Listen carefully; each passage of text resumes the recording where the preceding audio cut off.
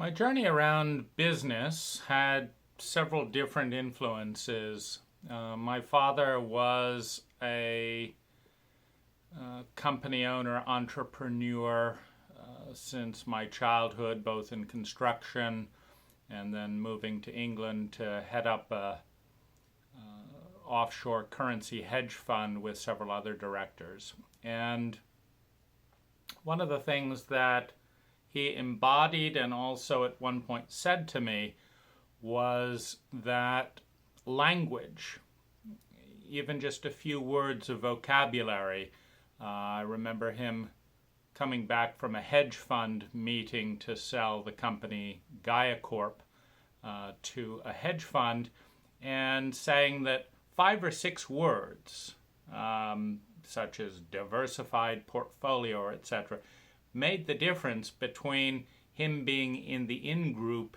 and being in the out group, and that none of the people he was talking to really understood what was going on, and they were all very uncomfortable, afraid of making mistakes, and largely wanted to do what everyone else was doing. And that this is how a hedge fund kept on to his job. As long as his mistakes were consistent with the mistakes of 70, 80, 90% of the market, then they wouldn't be singly blamed. And so avoiding courageous unilateral action was one of their survival strategies. And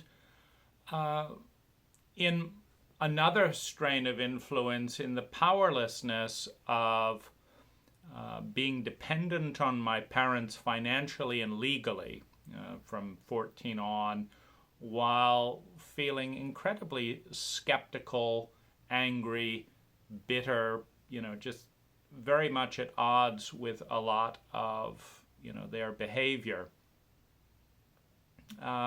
This feeling of helplessness, like it all comes down to money. And at the time, I was an American citizen living in Canada on an expired student visa. My father had not bothered to renew the student visas, and we were living in Canada. And so there wasn't really a way that I could get a job. And I remember feeling just how lucky people were to make $10 an hour. And the hurried pace, meaning nobody gave me an in. I remember talking with a tree planter who said that they made 10 cents for every tree. I thought, well, I could do that. I could plant trees. And that was the end of that conversation. They were dismissive of the idea. And so there's this sense that there is an in, but I'm not part of that in. Partly with the illegal issues and partly because I wanted control of my own time, I decided I would start a business. And I read the book Think and Grow Rich. In the book, Napoleon Hill outlined a great decision-making protocol for cross-referencing, in a sense, creating a Venn diagram based on things that you liked doing, things that you believed in, things that you could do, your principles, your values, etc., and see what meets the most of those criterias. And I narrowed it down to landscaping and cooking, both of which I loved, both of which I could do, both of which could be started for around $500. I was thinking of doing some street vending. But the big deciding factor came in imagining the lifestyle. Imagining the lifestyle of landscaping, I'd have a headphone over my ears, I'd be studying, books on tape. Cassettes were the medium of the day, and so I'd get them out at the library, and I liked walking and working and being in nature and always listening to new material. On the other hand was cooking. And I loved cooking. I loved inventing new recipes every day. I loved preparing something. I loved seeing how it tasted. I loved watching someone else enjoy my food. So all of that was great. In fact, that was far more enjoyable than landscaping. But as I kind of sunk into the probability field of a street vendor, there was very little of that which seemed probable. Meaning, when I cooked for people I knew, they did enjoy the food perhaps a lot more than a stranger coming up to buy food. So I wasn't necessarily going to be gratified by, oh, this is such a great variation on this day, and you came up with that recipe and stuff. I wasn't likely to get that from the odd stranger coming in, on the street, number one. Number two is transportation. I didn't have a car. So how am I going to get my street vending kind of apparatus to and from a location? And it seemed like, busing or just staying local, etc., might be a bit awkward. Then there was the construction process of the apparatus. I'd never built a kitchen. And I could easily see spending $1,000 on various materials. Then there's health licensing, another irritating aspect of cooking. Then there was the fact that if people bought my food and really liked it, they might want to come back the next day and get the exact same item. But my favorite thing was new recipes all the time. I never followed a recipe. I always kind of imagined the taste of the day and cooked it. But the worst thing of all was the idea of sitting around in all weather, waiting for people to come when they wanted to come. Or if I was in a restaurant, the same dynamic. A customer walks in, they want what they want right now. But that's not fun. And so I decided to keep cooking for myself and pursue the landscaping direction. Now, in the landscaping direction, there were a couple of, there's no startup capital. I started going door to door with my neighbors, and it was $50 for a bunch of brochures that basically on the front said, I can help you with gutter cleaning, weeding, mowing the lawn, pruning, making composts, planting bulbs, transplanting things. These are all the things that I can help you with, etc. There may be other things I can help with as well, And if you'd like to have me help you out, give me a call. And so I had started the business. The attachment to control of one's reputation and destiny is quite a strong one, particularly in an environment of repeated helplessness. Meaning there were hundreds and hundreds of times of forced humiliation, which I experienced as the dominant mass of my father primarily, using that authority by law and by money and by physical mass and by cultural sanction to push experiences on me that were not good for me, that did not justify that leadership. So in other words, he was a leader by force, but not by legitimacy. Meaning if you had 100 leaders to pick from, and if you're picking a leader, you want someone who is invested in your well-being, who's using that authority to facilitate your well-being. And there were so many times when my father used his leadership to facilitate my feeling of inadequacy, my feeling of smallness, my feeling of helplessness. And I went through a complete emotional dissociation protocol at home in order to minimize the amount of hooks. See, if you've got a highly charged emotional topic and you've got engagement that connects to that topic, then people have what's called a hook in order to activate you, to reactivate. And in chauvinism, the person who has the emotional outburst is the low-ranking one. And the person who can press a little button and watch you explode or burst into tears or feel helpless and enraged and powerless, that person is higher ranking. Because we have a sociopathic chauvinistic rank system, the older sibling, of which I was, can bully the younger siblings. And there's a feeling of power. And the parent can bully all the siblings, and there's a feeling of power. But for the victim, there is a feeling of helplessness. And I really cared about my business. And so I knew that it was dangerous to start something I cared so much about in a family pathology where my father's highest need, far beyond seeing that I succeed or felt dignified or anything like that, was to feel powerful by making others feel powerless around him. Because he didn't feel powerful, he felt powerless, so at least other people are going to feel that.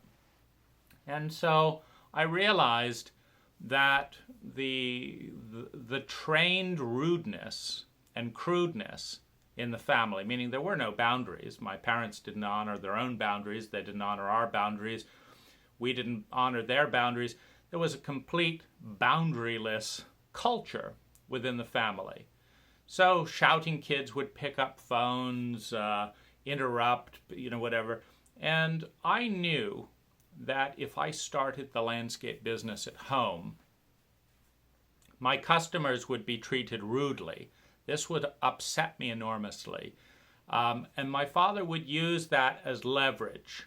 He would, for example, push in past other boundaries, claiming to give me a phone message, meaning he would not give me the phone message unless I let him into spaces I didn't want to let him in, or talk to him about things I didn't want to talk about. So I knew that my caring about my business would be the doorway into violation. So I knew I had to start the business away from the family. And so I moved in with a woman named Kyle Morton, a remedial eurythmist, for those who understand anthroposophical or Waldorf vernacular. And I started the business there because that was a quiet house where people didn't shout and answer the phone, where stuff was not manipulated in that way. And so that it was very easy. $50, 250 flyers, something like that, double-sided. I bought recycled paper. I drew the logo myself. And on the back of each of my list of what I could do, which began Dear Neighbors, I put a couple of personal references, including Kyle. It says, if you would like to talk with any references, please call here, and this is where I'm living and stuff. And so I just went door to door. And, within a week, I had plenty of landscape work. And my strategy was that I want to learn by being useful. And so my approach was not to be the best landscape maintenance person before opening the business, but rather to charge a low rate to specify what I was already good at. I was already good at weeding. I had already learned pruning. I'd already learned organic compost building and things like that. And then there was, of course, the whole world of landscaping that I didn't know. And I didn't have tools. And I just had a bicycle. But most people have tools needed for, they have gloves, they have pruning shears, they have this, etc. And so I thought, I'm going to provide a $10 an hour service from a courteous neighbor on my bike. And that the service that I'm going to bring is reaching out and saying, you don't have to go hunt for me. Here I am. And I can do these things reliably, and I can be courteous, and I want to help. And I'll save you money. You can't just go find dozens of people, with these attributes. And so that was my approach. And it, of course, worked very well because it was a discounted service, a courteous service, a dedicated service. They weren't dealing with my employees. They were dealing with me. And I did what I said I would do and was honest and careful and all that. And so that started my business. Now, I've always been interested in business well beyond what would be warranted for my company. How much business study do you need to do to run a landscape company? Not that much. But business fascinated me. And I think part of it is the currency of power, meaning money is power in our culture. If you've got money, you can do all kinds of things. If you don't, as I felt with the powerlessness at home, it was the difference between the indignity of begging and being humiliated versus being able to do what I wanted to do without having to negotiate boundaries and things like that. I was also very clear, though, that money was not the main thing, partly being grown up in New Age circles, partly with the environmental thrust on, the devastating environmental impact of various large corporations. I was not in any way trying to set out to make a lot of money. What I wanted to do was help people and make people happy and have the freedom to live my own life. And the landscape business has in many ways allowed that platform of freedom, navigating to a point of having more and more control of my time, trying different ways of doing things. I wanted to grow through doing or learn through doing and slowly raise my rate because that made sense to me. I could either not help anyone at all and pay lots of money to learn how to help people, or I could help people within my limited abilities and get paid to learn slowly and more usefully, because everything I learned on the job I knew would be helpful on the job. Everything you learn in school, there is zero guarantee that it will ever be helpful in a traditional life context, because school isn't life. School is a virtual reality that for some bizarre reason separates you from reality to simulate reality to prepare you for reality. And it just seems like being in reality prepares you for reality a lot more. And so being paid a low sum, I felt good about that because I knew that the alternative was me paying people. So I was being paid $10 an hour rather than maybe paying a teacher, as part of a year-long course, $10 an hour. And no one's weeds got weeded after taking a landscape course. But my client's garden looked beautiful, and my client was happy. And so that model really spoke to me. And I've had various interests in business, I think mostly out of a sense of hurt around not being taken seriously if I wasn't playing the money game. Meaning in literally, tens of thousands of impressions, little images, snapshots, vignettes, movies, whatever. The person who has the billionaire, that there's this kind of testosterone type game or whatever, and if you've got the money, suddenly there's a completely deferential attitude, but there's often a sneering attitude, like, you don't have the money. Why should I listen to you? And this is, of course, painful, because what it's communicating in 1,000 different ways is that human beings are not important. Their money is. Because you understand that, whatever jerk is peacocking around with their billions is not a better human being. That's not why they're being treated so well. They're being treated well because they've got lots of money, which means they're not being treated well at all. Their money is being treated very well. So it's an incredibly aggravating framework to be in, to begin with. And I remember one of my best male friends, Andrew, was wasting money in commodities trading, was bitching about his wife. There were things that I knew that I could help him with, and he wasn't listening. And I realized that the reason he wasn't listening was because I didn't have enough money to have demonstrated my credibility to him. So I went out that year and I made a bunch of money, because the reason I didn't have money was not because I couldn't, I just was not making an effort to get any more money than I needed. So I made a bunch of money that year, and then I traveled.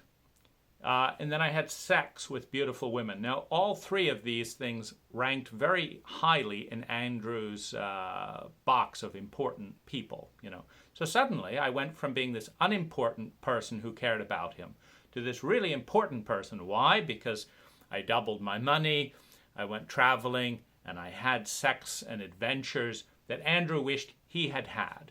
So suddenly I was an important person, not because I was a person, but because I had money, sex, and freedom that Andrew didn't have. So suddenly he listened to me, and I could help him because of my stature in his value hierarchy. And this is a very important thing that I learned, which is people value and listen to their gods and goddesses. Their gods and goddesses are either fictitious imaginations of archetypal embodiments of their own values, or people who have done a lot better than them at the things they care about. So if Andrew had cared about raw food fermenting processes and kindness to strangers and giving to charity, in order to be listened to, I would have had to have developed a great fermenting process and let Andrew know about it. I would have had to give more money to charity than he did, and I would have had to tell stories about kindness to strangers. But Andrew didn't care about that. He cared about sex, freedom, adventure, and money. So to get him to listen to me and let me help him, I needed to be high-ranking in his value system, not mine, because I thought it was absurd that he didn't pay attention to good kindness from me if I didn't have a lot of money. That's just dumb. But not in Andrew's eyes. And it was him that I wanted to value my advice enough that his life would benefit. So in that sense, I did that for him. I became his deity so that he would show the respect for me to give me the clout to let me help him help his life. And his life improved because I did that. And this is, I think, a very, very deep awareness to be mindful of. If you want to get Bill Gates to pay attention to you, you may be philanthropically minded, you may be all kinds of things, but if you can show Gates how you could make more money for Microsoft than he ever did, he's going to be interested in you because that's what he's valued. Or if you can show Buffett how to get a higher return on investment per unit of risk sustainably over time, he's going to be interested in that. Or if you can help an Olympic runner to run 2 seconds faster per mile, oh my goodness, well then that's very interesting. And of course you demonstrate by, in your life, embodying your capacity to do something. And so we all have our deities, the archetypal projection of our personal hierarchy of values. And we all think people are really important if they do better than we do or do very well along those lines. And this is a very fascinating thing, because on the surface it sounds like this is all great, like you're becoming excellent. But in fact, by my own hierarchy of values, I was becoming degenerate in order to climb in Andrew's hierarchy of values, because I valued his life and the friendship. I thought it was more intelligent to take more time off work and grow. But Andrew didn't respect that. He respected the money. So I worked harder to make more money to earn Andrew's respect. The question is, does that make me a better person? Well, you could say, yes, I did it to have influence in a positive way that did benefit Andrew's life, and that's what I valued. And no, because what I valued was free time, etc., and I had sold that intelligent value out just because Andrew could not make the distinction between someone who could make lots of money but didn't want to, and someone who couldn't make lots of money, which was himself. He couldn't make lots of money, and so he admired people who could. And he put me in his own camp if I could, because he thought I couldn't. So I had to prove that I could. And then I was in a different camp, and then I could scale back again and, do whatever I wanted with my time. So, but this points to the overwhelming influence of cult or culture and family. Because if the child that gets to sit on daddy's lap is the child that gets A's in perverse subjects that don't matter, just because daddy is fixated on A's in algebra. Who needs algebra? And so people who are playing kindly, his son that is playing kindly with the neighbor doesn't get to sit with daddy's lap. The little girl who's being generous to strangers doesn't get to play on daddy's lap. The older boy who gets an A in algebra gets that. And all the kids learn, none of this matters. All your social skills and all that, the things that really actually will improve your happiness in life doesn't matter because daddy's not going to reward that. Daddy is going to reward an A in algebra. But daddy's insane. Daddy hasn't done the math to understand that an A in algebra is not going to affect the well-being of his kids one iota, or his own, or the planet. But being able to help a stranger, end homelessness, whatever, that's going to affect the well-being. And so his hierarchy, his value hierarchy is unexamined, unconscious, and absurd relative to the data on well-being. And if you say, well, I don't care about well-being, I want my kids to be good at that even if it makes them miserable, well, then you realize you don't even understand what intelligence is. The efficiency of transforming energy into human well-being, you don't get that. So you're rewarding your children for being increasingly miserable to please you. That's not a good parent. So because I was so interested in business, but because I didn't want to grow my business, I interviewed lots of business owners, and I liked learning how their business worked. I'd go into a hardware store, and I'd be in there for maybe 10 minutes. I'd say, how many people are in this hardware store? Okay. How many sales have taken place in this 10 minutes? Okay, well, what does that mean? How many sales per hour? If I extrapolate that over a 12-month period, what's the rent on this building? How much are they? I'm one customer making a $10 sale, and they've got 4 salespeople, and then they've got loading docks. So there's 4 people surviving on my $5 profit in 10 minutes. So that's $5 in 10 minutes, 10 minutes.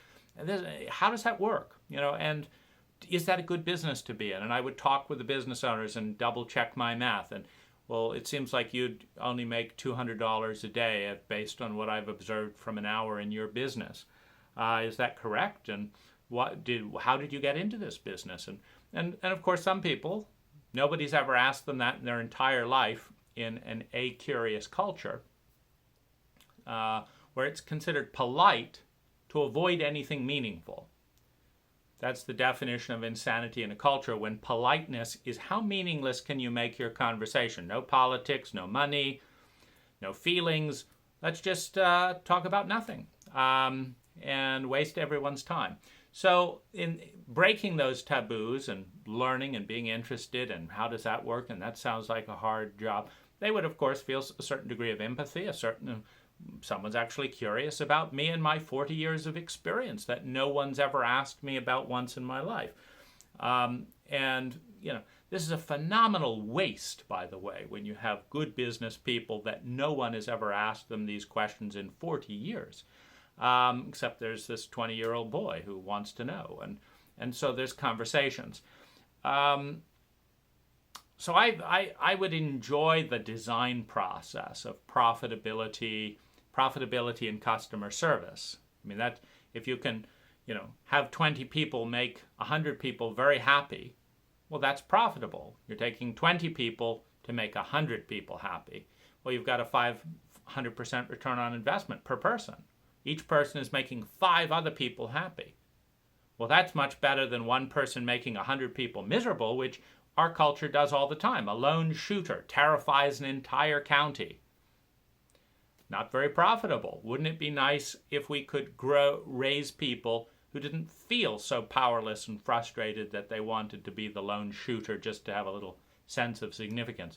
Well, we're too dumb to do that as a culture, and so we have lone shooters terrifying hundreds of thousands of people, or this, that, and the other. And so that whole study has been very interesting to me. Now, I also felt a tremendous amount of frustration because as I analyzed my own strengths and gifts, I realized that I could be about 1,000 times more potent as a contributing human being than I was. But I realized for that to happen, I would need to be seen in analytical terms rather than cultural terms. Because the culture pays attention to things like licenses, past track record, money in the bank, age, education, degrees, things like that. That's what the cult pays attention to. But you can have people with all of that who make very poor decisions.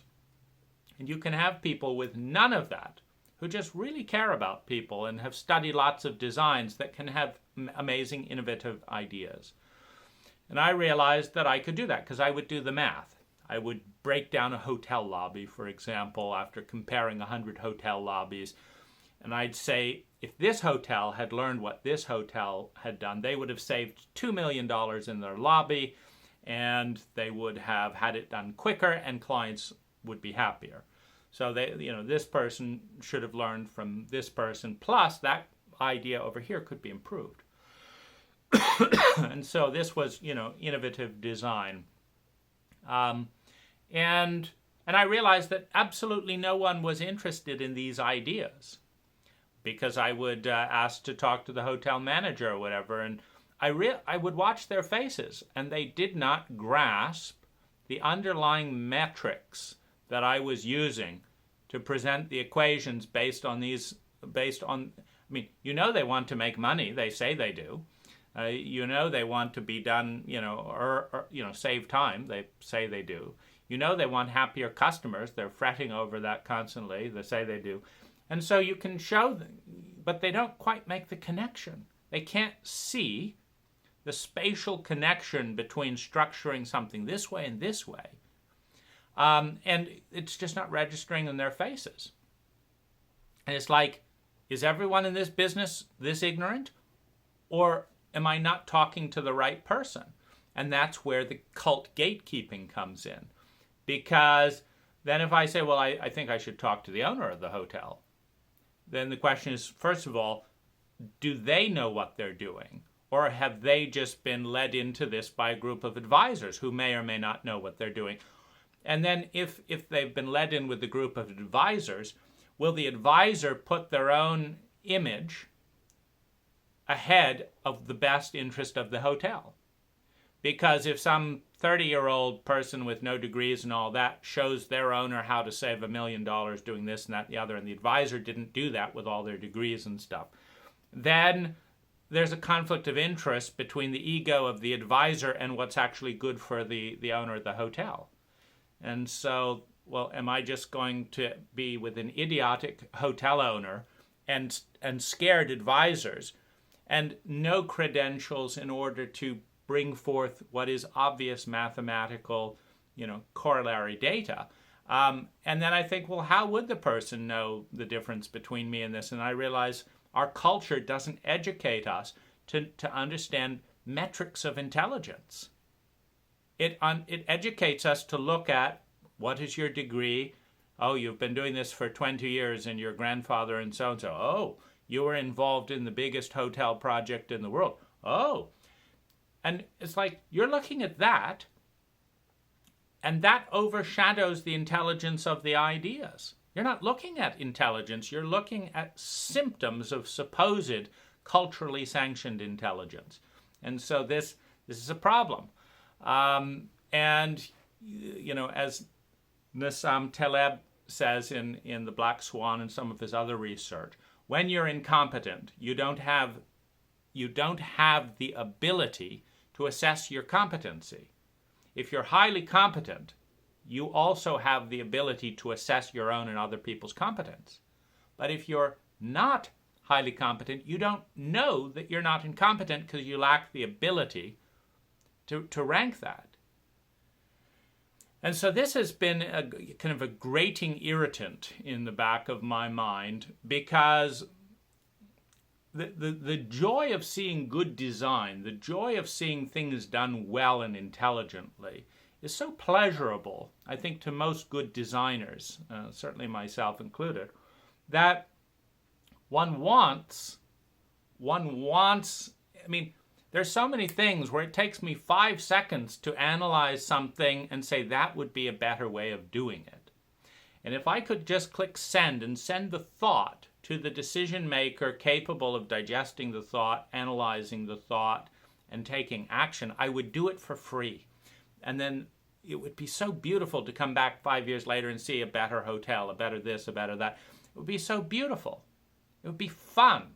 And I would have no sense at all that I matter, that I'm bringing well-being to other people. Instead, there's this depressing frustration as every effort to do that creates these little slits in people's eyes. Who are you? What are you really up to? Well, are you trying to take my job? Is there something wrong with the restaurant service? Or are you going to come? Tell me. Don't tell my boss. Tell me. And it's like, shut the fuck up. Get out of my way. All this fear and endless stuff over a beautiful impulse. This could be 10 times better at half the cost. The hotel service is okay. It could be 10 times more beautiful with half the cost. Is no one interested in that equation in this fucked up establishment? No one. No one's been taught to think like that. Oh my goodness. It's then how do you design that? Then it goes back to the education system, and it's like, how do we raise people to think? And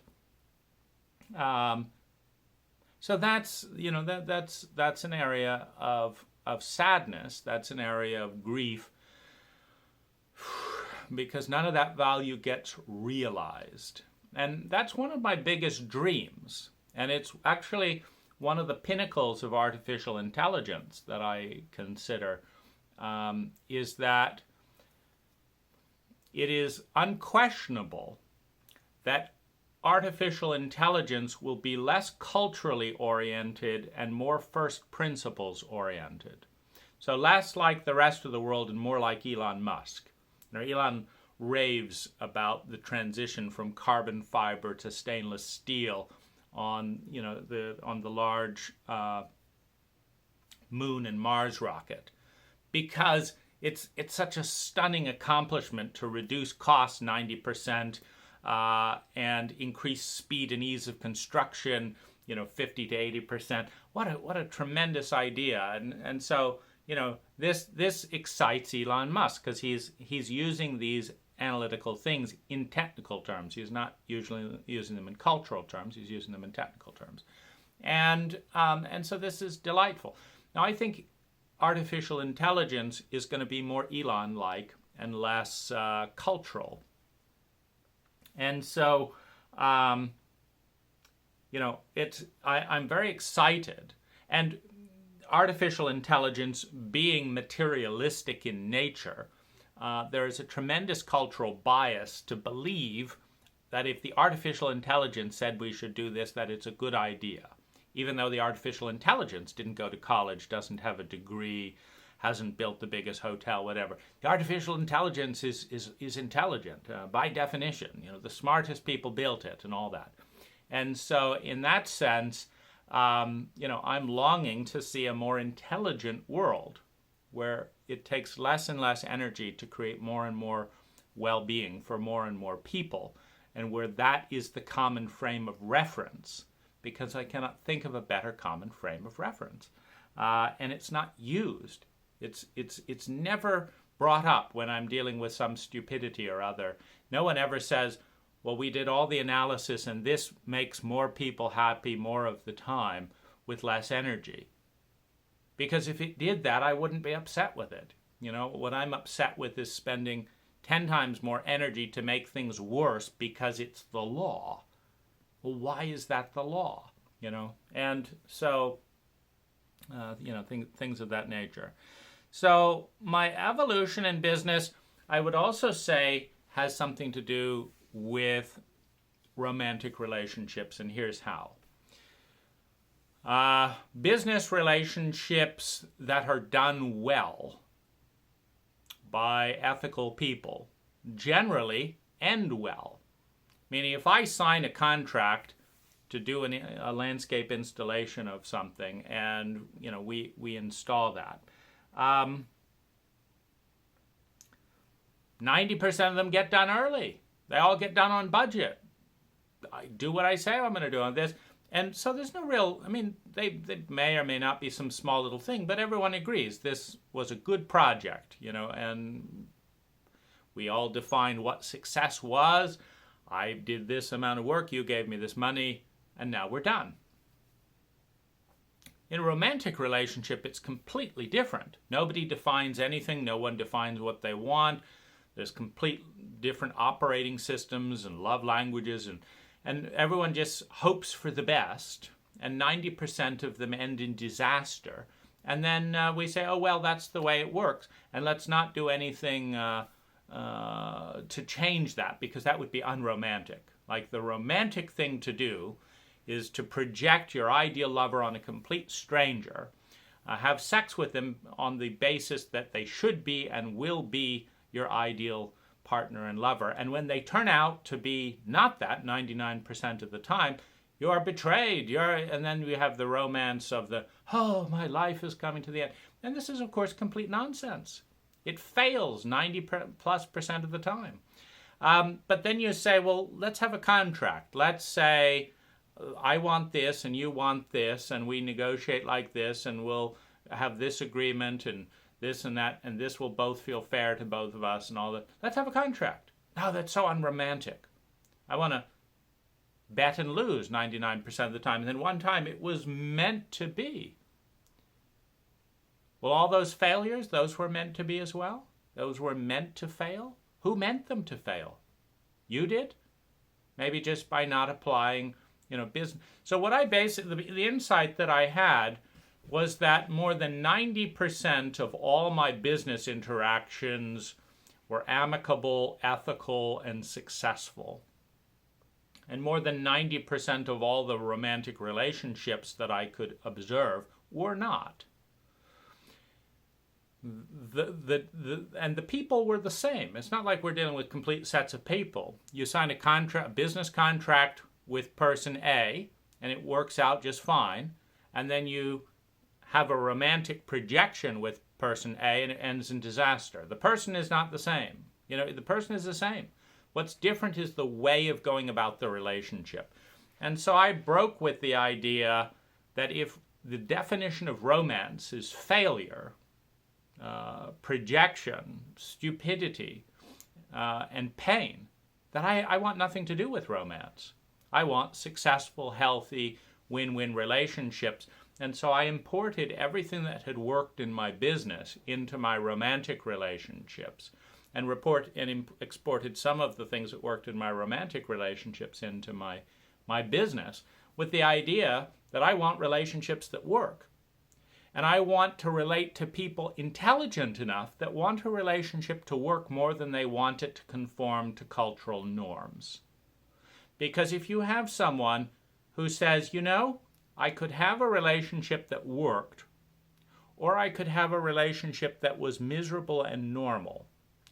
And I'm the kind of person that would rather normal misery than joyful success. And so I'm going with normal.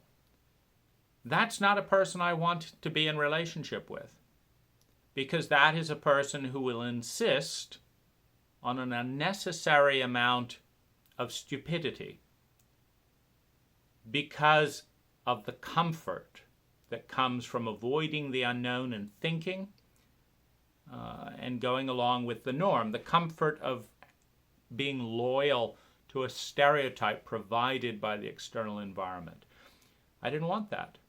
And this is the saddest point for me in our culture, is the dearth of individuals capable and willing to bring their whole self into this domain of relationship design. I can talk to 100 women complaining that there are no good men out there, blah, blah, blah, blah, blah, blah, blah. And you say, well, what if we created a good man? Not by changing the men, men are men, but changing the way that you relate to them and that they relate to you. No. I want to keep relating with men exactly as I have over the last 50 years, but I want the outcome to suddenly get better.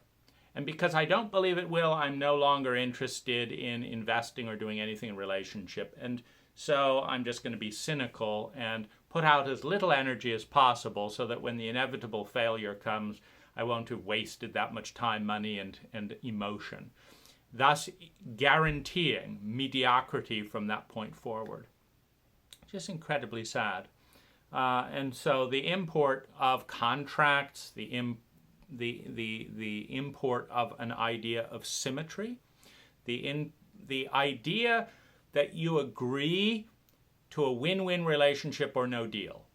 Meaning, I have landscape clients, and they're always very difficult from time to time, who say, I know you're the one, just do it. And they don't want to know the cost and all that.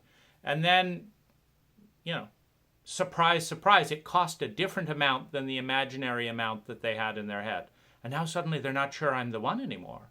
It's like, I know I didn't tell you and I didn't ask and I don't know anything about your industry, but I thought this whole project would take $20,000. We're already at $50,000 and you say we're halfway done? Well, I never agreed to this.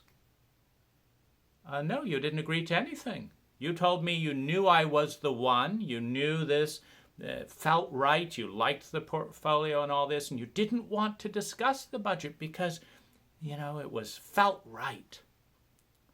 But now you do, now that you can't do anything about it. Now that in your eyes I'm ripping you off, you're not sure I'm the one, but you're halfway through a project. You can't back out now. You can't build half of a swimming pool and decide it's too expensive. You don't get a refund on the other half you've built. This is absurd. Well, this is what relationship people do all the time. And so I don't do it. I will not begin a job with a client until we have a clear design and they know exactly what every item costs, and it's a flat cost, not a fluctuating cost, and we've agreed on when it'll be done by and what it'll look like, and everything is pinned down because that's what creates 99% success. And if they don't want to do it, well then go work with someone else who's willing to be set up to fail. Because obviously people aren't saying I'd like to waste money and be miserable consciously, so let's hire a contractor. But that's the default of this kind of magical thinking. That's what results. And the same is true in romance. And so, I won't enter a sexual relationship until a number of things have been discussed. And I have no interest in whether a woman throws herself at me sexually. I'm the one I'm meant to be. It's like, great, I'm glad you feel that way at this moment. But let's actually see what the one looks like. For example, let's look at what my past lovers have said about me. Let's look about what your past lovers have said about you. Let's look about what I'm wanting in this relationship. Let's look at this. Let's actually be responsible, gather data and respond to it, rather than project fantasy and respond to that. And this is incredibly unpopular, which is disappointing, of course, because it's speaking to the intelligence of the culture. Because this would be incredibly popular in an intelligent culture that wanted to win more than set each other up to lose. And this is, very, very frustrating. But it's the most important area in business. I get to succeed in business most of the time because people have no problem with being organized and intelligent in business. And I do like that. And I've thought about, how lovely it would be to have kind of a Disney-esque relationship where Roy kind of provided the legitimacy in the banking front, etc., and Roy believed in Walt and helped to make, the Disney company come into imagination. They spent $500 million building Disney World. In Florida, they got a nuclear power charter. Disney can run their own nuclear power plant in Florida. They got all kinds of latitude to do stuff with such beauty and excellence. It's just such a joy to be up on, one of the Contemporary, for example, and have the fireworks and the music synchronized and the lights in the hotel dim. It's just so beautiful to watch synergies of that scale. But I've been aware that I'm a terrible manager of people, and that I'm much more interested in nuance than it takes to run the current form of relatively autocratic organizations. And so it's the art for me. And so I've realized that being a consultant with an intelligent person who could challenge the rigidity of a team that was 80% organized and somewhat stolid would probably be one of my better, fits. To be someone who would maybe take 8 hours of a group's time prior to spending large sums of money or projects and walk them through my own way of thinking about it, and know that maybe 10% of my ideas would save, tens of millions of dollars or, create great long-term impact as they, were incorporated with the team. That would be an incredibly satisfying and meaningful life. And I don't know how to create that. And that brings me into cultural design again. Why is it that citizens are born in this culture, their talents are not diagnosed? Their gifts are not diagnosed. They're not cross-referenced. And they are not illuminated. And so we have people with incredible talents who are being wasted by the species because the species does not know how to take a talent census and does not trust such a census beyond the frameworks of the dogmas of cultural institutionalized protocols from the past that have dismal failure rates. Like just about every institution in our culture that you analyze, they'll say like 50% of this whole protocol goes to waste. 50% of all advertising goes to waste. 50% of every health dollar spent goes to waste. 50% of all therapy goes to waste. There's so much waste. It's like flipping a coin.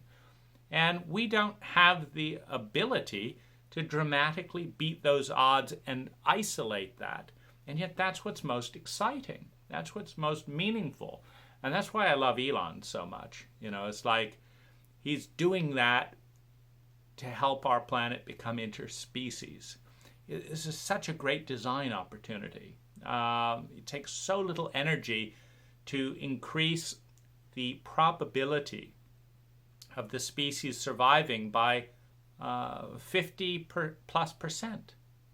If you could buy insurance that cost 1% of 1% of your gross income, 1% of 1% of your net income, and double your chance of survival by 50%, that's phenomenal. That's phenomenal insurance. And that's what Mars is. That's what the moon is. That's what space, hotels and stuff are. They are tiny, tiny, tiny portions of the species' GDP or GNP to create the thing that an asteroid that might knock out half the planet or all of the planet or something like that would have a database of information to restart from. Absolutely magnificent.